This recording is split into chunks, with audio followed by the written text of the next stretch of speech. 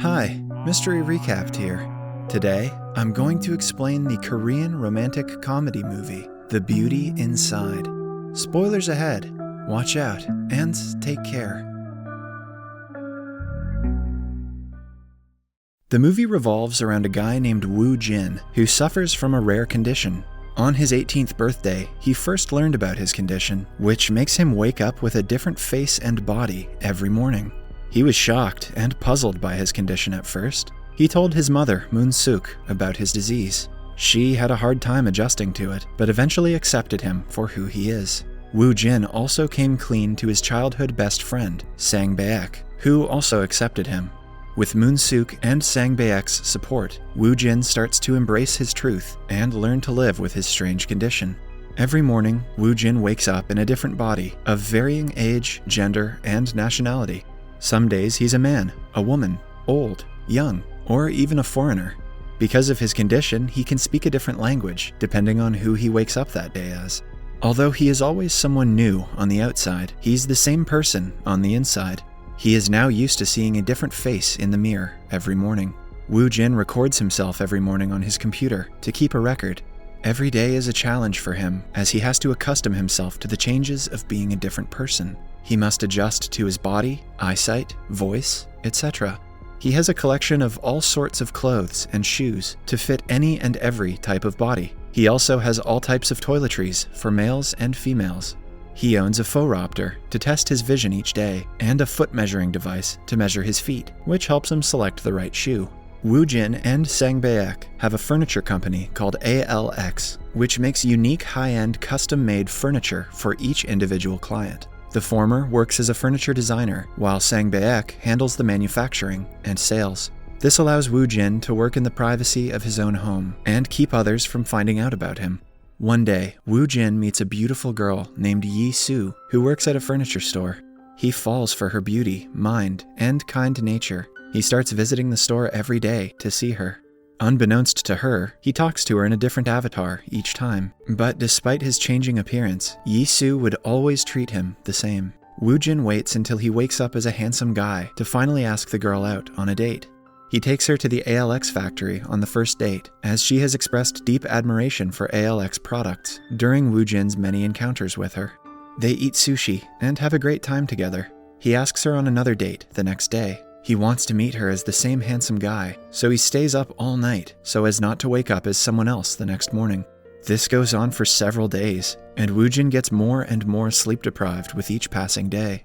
The two start falling for each other and become inseparable over time. However, one day, Woo-jin falls asleep on the metro and wakes up as someone else. Afraid of freaking her out, he cancels his date with her and decides to never see her again. However, he gives in to his urges and continues to text her. He sends her a custom-made furniture, designed just the way she likes it. The furniture also helps Yi-soo impress her boss. Woo-jin also applies as a girl to work part-time at Yi-soo's workplace, just so he could be close to her. He befriends her and asks to have dinner with her after work. He takes her to the ALX factory and gathers the courage to come clean about his identity and condition to her. He shows her the videos he recorded on his laptop, where he talks about her. He tells her about the conversations they had over dinner about antique furniture, guitars, and music. However, Yi-soo finds it hard to believe and thinks it is some sick prank being played on her. She tells Woo-jin to never contact her again and storms out of the warehouse. Woo-jin breaks into tears and drowns in despair. Yi-soo soon starts messaging Woo-jin and begins to wonder what if he was telling her the truth. The table that he had gifted her reminds her of him every day. One day, she decides to go meet him and drops by his home. Woo-jin opens the door as a girl, and the two have dinner. Woo-jin explains his condition to her, and Yi-soo decides to sleep with him so she could see Woo-jin waking up as a different person. Before sleeping, Woo-jin tells her more about his condition and how he copes with it. He reveals that he is 29 years old. He had made peace with his condition, but ever since he met her, it has gotten ever more difficult to live with it. He tried to stay away from her, but he just couldn't resist. Yi-soo wakes up the next day to find the same girl she had dinner with the other day sleeping next to her. She lets Woo-jin sleep and goes through his clothes, shoes, and videos on his laptop. When Woo-jin wakes up, he wakes up as a boy. Yi-soo finally believes his claim and starts to accept him for who he is on the inside. They again start to meet every day, and Woo-jin is elated to meet the same girl he likes for more than a week.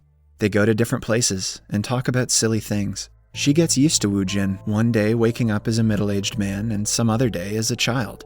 Meanwhile, Woo-jin feels safe around her and has not known loneliness in a long time. To find each other in the crowd, Woo-jin holds Yi-soo's hand to let her know that it's him.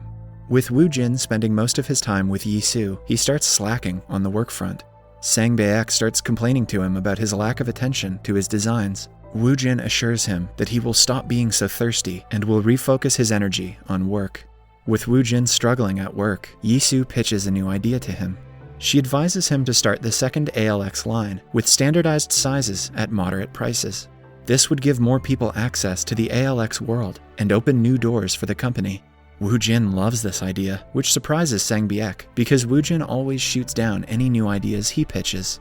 One day, Yi-soo's furniture studio throws a party and Woo-jin gets an invitation. Yi-soo's boss is excited to meet Yi-soo's ALX boyfriend. She is also interested in meeting him because everyone describes a different person when talking about Yi-soo's boyfriend. Unfortunately, on the day of the party, Woo-jin wakes up as an old woman. He goes back to sleep and fortunately wakes up as a decent-looking man. Woo-jin finally arrives at the party and holds Yi-soo's hand to let her know that it is him. Yi-soo finally gets her coworkers off her back about wanting to meet her boyfriend, and the pair have a great time at the party.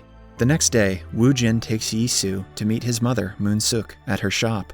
Moon-suk is happy that her son has finally found someone he could spend the rest of his life with. She gives them her best wishes and hopes that they won't end up hurting each other. It is not always sunshine and rainbows for the couple. One time, Woo-jin upsets Yi-soo when he randomly holds her hand in a crowd with a new and unknown face, freaking her out. Seeing her hurt, he apologizes to her and promises to never do it again. Seeing the two head over heels for each other, Sang Baek asks his friend why he hasn't proposed marriage to Yi-soo yet. Woo-jin too had been thinking about proposing to her, but had always been on the fence about it. With Sang Baek's encouragement, he decides to propose to his Yi-soo. He works really hard to custom design a ring for her. Meanwhile, people begin to gossip about Yi-soo after seeing her out with a different man every day. This starts to take a toll on her mental health, and she increasingly becomes forgetful. She begins to take pills to cope with her stress, anxiety, and insomnia. Amidst all this, Woo-jin broaches the topic of marriage to Yi-soo, and as expected, she isn't so keen on marriage right now. She tells him that there are many things to consider before getting married. She says that every time he looks in the mirror each morning, he needs time to accept himself, to test his vision, and to measure his feet. Similarly, she needs time to think about marrying all of those different people. She also can't imagine how she's going to introduce him to her parents. Yi-soo's response really upsets Woo-jin. He had thought that they were on the same page, but it seems they are reading two different books. The conversation overwhelms Yi-soo, and she takes a high dosage of her pills. She falls ill and is rushed to the hospital. Woo-jin learns that she had been taking risperidone pills for her stress and sleeplessness. He also finds an audio message of Yi-soo's psychiatrist advising her not to see Woo-jin for some time for the sake of her mental health. Woo-jin is taken aback by all these revelations. He wonders if it was her fault for not telling him, or if he was too blind to notice that Yi-soo had been silently suffering. He eventually concludes that he was the one who was blinded by fantasy. Woo-jin can't seem to find a way out of this and goes to meet his mother. Moon-suk tells him that she had expected this would happen one day or another. She tells him that Yi-soo will be fine as long as Woo-jin and her aren't together. Puzzled, Woo-jin asks her what she's talking about. She then reveals that Woo-jin inherited this condition from his father. Moon-suk loved Woo-jin's father dearly at first, but people began gossiping. They accused her of being promiscuous. She tried to ignore it, but one day, Woo-jin's father disappeared. He left her a letter, apologizing to her for making her life hell. Woo-jin is moved to tears by the revelation, and he starts wondering if he too has to leave Yi-soo for her betterment. After Yi-soo is discharged from the hospital, Woo-jin meets with her for the last time and breaks up with her. He tells her that it is the right choice and asks her to stop taking those pills before disappearing from her life. The breakup devastates Yi-soo, and she thinks about Woo-jin every day. 10 months pass by. Yi-soo can now sleep without pills, but she still dearly misses Woo-jin. One day, Yi-soo's boss shows her furniture designs from a Czech website and asks her to find the designer's contact details. Yi-soo notices Woo-jin's trademark style in those designs and suspects that he is the designer. She then goes to meet Sang-baek in his office. However, Sang-baek acts cold towards her and refuses to talk to her about the designs and Woo-jin. Before leaving, Yi-soo notices a cargo box shipped from the Czech Republic in Sang-baek's office, further confirming her suspicions that Woo-jin is in the Czech Republic. Realizing that being away from Woo-jin hurts her more than people's gossip, Yi-soo flies to the Czech Republic. An unknown Korean man answers the door at the website's address. He denies knowing anyone by the name of Kim Woo-jin, but Yi-soo asks to see the man's furniture collection for her store. Inside, she notices shoes of different sizes and gender, further confirming that the man is Woo-jin. She expresses her love for him and tells him that she wants to spend the rest of her life with him. Finally coming clean as Woo-jin, he tells her that he doesn't want to make her sick again. Yi-soo tells him she knows that being with him is going to be challenging, but being without him is much worse. The two break into tears. After collecting themselves, they then go out for a walk in the Czech Republic's picturesque capital. Yi-soo tells him that she doesn't care if he changes every day, and she loves the Kim Woo-jin inside of him. The movie ends with Woo-jin taking out the ring he had made earlier in the film, and finally putting it on her finger. Subscribe for more videos like this, turn on notifications, and leave a like to help the channel out. Thank you for watching.